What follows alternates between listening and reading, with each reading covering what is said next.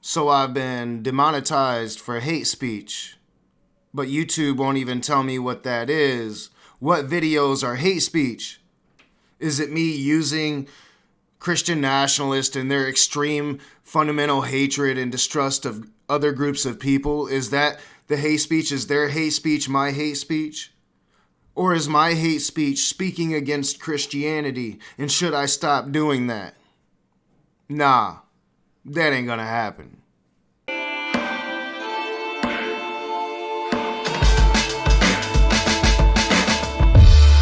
What is up, you heathens and demons, you sinners and saints, you beautiful, blasphemous people? Welcome back to A Raging Atheist. I'm your boy Nakasuchi, and today we're going to be looking at a little Christian cartoon, not even sure where I found it, and they're going to be talking about how Christianity is different than other religions, and probably the religion you should be using because, that whole soul thing. First, gotta send that shout out to my patrons. You guys are the shit and really helping me make this channel a better place. For only $1 a month, you can see every video I put up on YouTube, and new behind the scenes is coming as well. If you'd like to become a patron, link is in the description below. Alright guys, so I've been playing World of Warcraft again, and I'm going to bite off my friend Cirrus and use it as a background animation just to kind of show some gratitude to it because I really needed it. I really needed to have some mental health time. I needed something to take my focus off of these evangelical national extremists that I focus on and bring some lightheartedness back into myself. Give my brain time to relax. And while I've struggled if I should start playing WoW again because it used to occupy so much of my time, I'm really grateful that I do have something to do now, that it's not 24/7 Christian nationalist hate mongering. And today we're not going to really be looking at hate mongering, but we're going to be looking at a ridiculous little cartoon that's going to show you why Christianity is so much better than all those other religions. Let's get into it. Isn't Christianity at its core the same as other religions? If you could put it in a pot and boil it down, wouldn't the remainder smell, look, and taste the same as Judaism, Islam, Buddhism, Hinduism, and the rest? Now, right off the bat, this is a really stupid analogy. For one, you can't put religions in a pot and boil it down and see what's left. For two, Christians, you kind of did that to a lot of, non-believers way back in the day. Not a good analogy. We're going to move on from it because what it's basically saying is, aren't all religions the same? And of course they're not. All religions promote different things. All religions have different practices, different belief structures. In fact, Christianity isn't even the same among its separate denominations and subfactors and all those different variations and interpretations of the Bible. Really, the only people trying to differentiate one religion from the other are people inside of that religion trying to get more people into that religion. So of course they have to talk about, hey, we're different.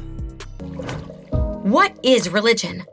Just as we refer to our minds as being thoughts and ideas beyond the electrical impulses of our physical brain, the major religions propose that the human's true essence is their soul instead of their physical body. But just like our physical bodies, the soul also has needs, or it will starve. Alright, so they're going to talk about this soul thing, this thing that's never been proven. We've never seen a soul, and then they're going to make a claim that it'll starve if you don't feed it. All of this is bullshit. None of it's been proven, and why should I believe in that? Why should that matter to anybody? And how is that going to differentiate one religion from the next? Oh, I know what you're saying. The only way to truly feed the soul is to follow that zombie Jesus dude. Each religion proposes to be a guidebook of that spiritual plane that helps lead our starving souls to soul bread. Aren't these guidebooks all the same? No, they're not. They're not the same at all.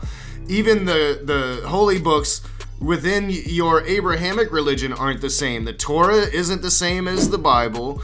The Quran isn't the same as the Bible, the New Testament, or the Torah. They all have their differences. I mean, definitely, something like Hinduism is going to be completely different than something like Christianity. Who the hell is saying that they are the fucking same?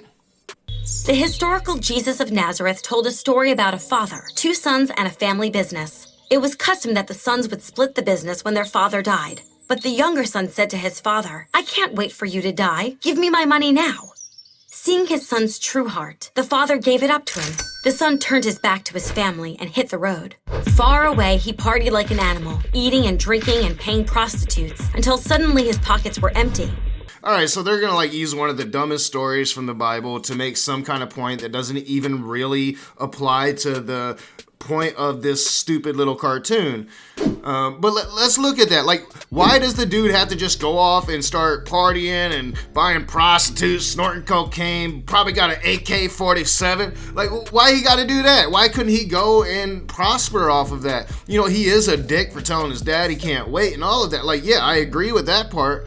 But why does he have to go and just party it all away? Not all people are going to do that. Now, this is the story, so of course they're going to say that. I get that, but it's a stupid story. And I mean, how is this proving anything? Nobody's saying that the religions are all the same. And how is this proving that it's not? It's a story from the fucking Bible. In desperation, he found a job feeding pigs. But the country's economy crashed, and he couldn't even make enough to feed himself.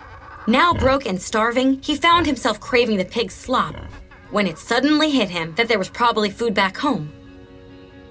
What do you think? Should this father let him back into the house? Hell yeah, there's food back at home.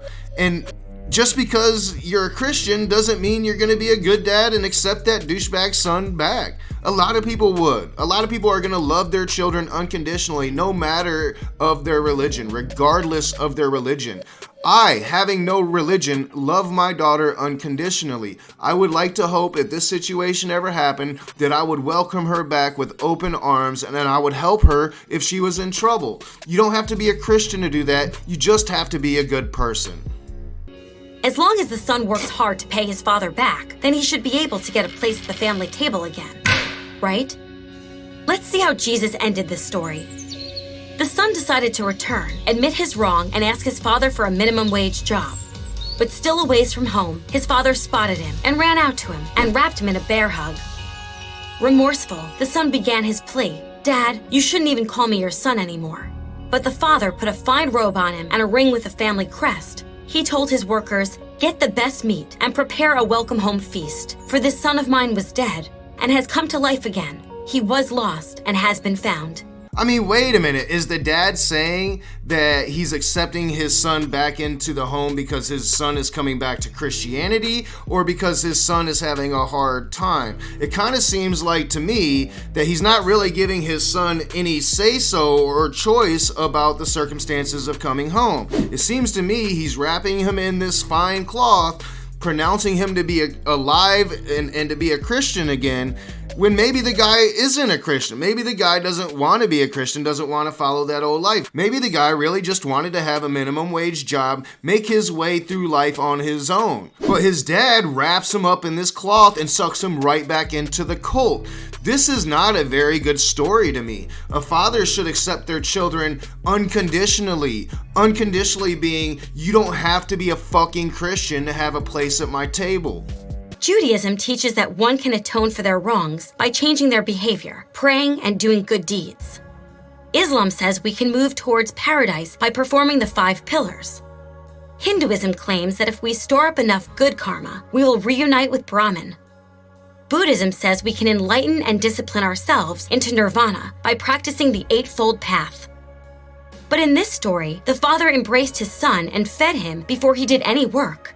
So are you saying in those other religions, fathers wouldn't embrace their sons before they did any work? And again, I have to reiterate, it seemed to me that the father embraced his son and sucked him back into Christianity. Not the most compassionate of responses, in my opinion, but are you saying the rest of those religions, every father in the rest of those religions wouldn't do the same thing because, what, they're not a fucking Christian? Why? Because in Jesus' view, it's impossible for a person to repay God for their bad deeds. God is a perfect judge who cannot be bought off with anything that we have to offer. Jesus said that when we die, we will face God with all of our deeds laid out.